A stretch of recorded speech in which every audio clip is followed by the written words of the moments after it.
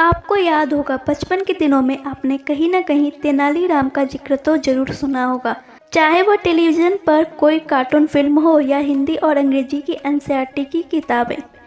उन्हें तेनालीराम कृष्ण, तेनालीरामन जैसे कई नामों से जाना जाता है। बचपन से ही हम तेनालीराम कृष्ण के बारे में सुनते आए हैं। तेनाली एक बहुत बड़े कवि होने के साथ ही एक बेहद चतुर इंसान भी थे। उन्होंने अपने जीवन काल के दौरान कई कहानियाँ लिखीं। उनकी यही कहानियाँ बच्चों के बीच काफ़ी प्रसिद्ध हैं। तेनालीराम की हर कहानी कुछ नया सिखाती है। तेनालीराम के साथ ही विजयनगर के शासक कृष्णदेवराय के बारे में भी जानना बेहद जरूरी है, क्योंकि इन दोनों की ही जोड़ी को अकबर बीरबल की जोड़ी के समान मान्यता मिली है। तो आइए जानते हैं इस महान और बुद्धिमान कवि के जीवन से जुड़ी कुछ बातें। तेनालीराम कृष्ण का जन्म 22 सितंबर 1479 में हुआ। वे आंध्र प्रदेश के गुंटूर जिले में पैदा हुए एवं ब्राह्मण परिवार से ताल्लुक़ रखते थे। उनके गांव का नाम तेनाली था। इसी तर्ज पर उनका नाम भी तेनाली रखा गया। वहीं उनके पिता गरालपति रामैया एक विद्वान व्यक्ति हुआ करते थे। वे उन्हीं के गांव में स्थित रामलिंगेश्वर स्वामी मंदिर में पुजारी का काम करते थे। वहीं इनकी माता का नाम लछम्मा था, जो कि एक गृहिणी थी। बचपन में ही तेनाली के पिता की मृत्यु हो गई, जिससे उनकी सारी जिम्मेदारी उनकी माता जी पर आ गई। पिता की मृत्यु के बाद उनकी मां अपने भाई के पास रहने आई। बचपन से ही तेनाली शिव भक्त थे। यही वजह थी कि उन्हें तेनाली रामलिंगा के नाम से भी पुकारा जाता था। लेकिन आगे जाकर उन्होंने वैष्णव धर्म अपना लिया। तेनालीराम के एक बेहद करीबी मित्र भी थे, जिनका नाम था गुंडप्पा। तेनालीराम कृष्ण भविष्य में बहुत बड़े कवि बनते हैं, लेकिन सबसे हैरानी की बात यह थी कि वे अशिक्षित थे। इसके बावजूद उन्होंने मराठी, कन्नड़, तमिल और हिंदी जैसी कई भाषाओं में महारत हासिल की।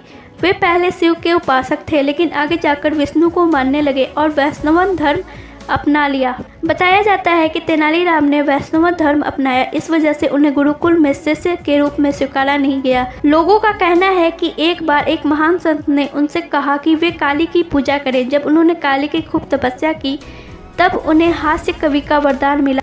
अपने शुरुआती दौर में वे भागवत मेला मंडली में काम किया करते थे।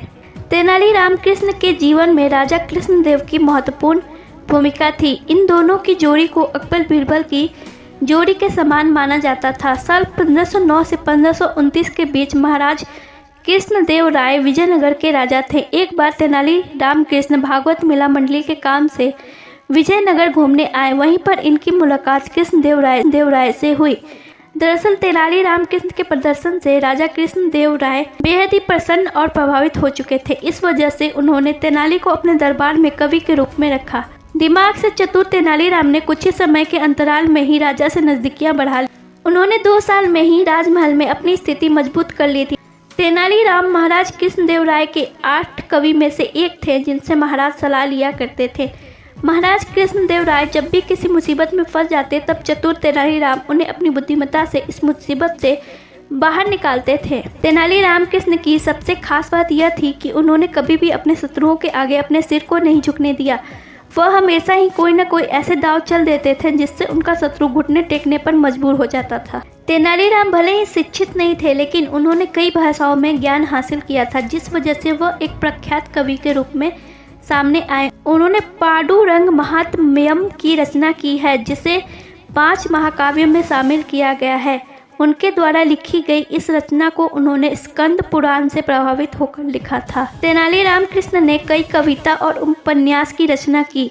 उन्होंने इसके लिए चतुर नाम अपनाया। उन्होंने धर्म संबंधी रचनाएं भी की हैं, जिसमें उनकी कविताओं में उद्धवटाराध्य चरितामू लोकप्रिय है। जानकारी के मुताबिक महाराजा कृष्णदेव राय की मृत्यु के बाद ही तेनालीराम को सांप ने काट लिया था, जिस वजह से उनकी मृत्यु हो गई थी। उनकी मृत्यु तिथि 5 अगस्त 1575 मानी जाती है। तेनालीराम कृष्ण के जीवन पर कई तरह की कन्नड़ फिल्में बनाई जा चुकी हैं।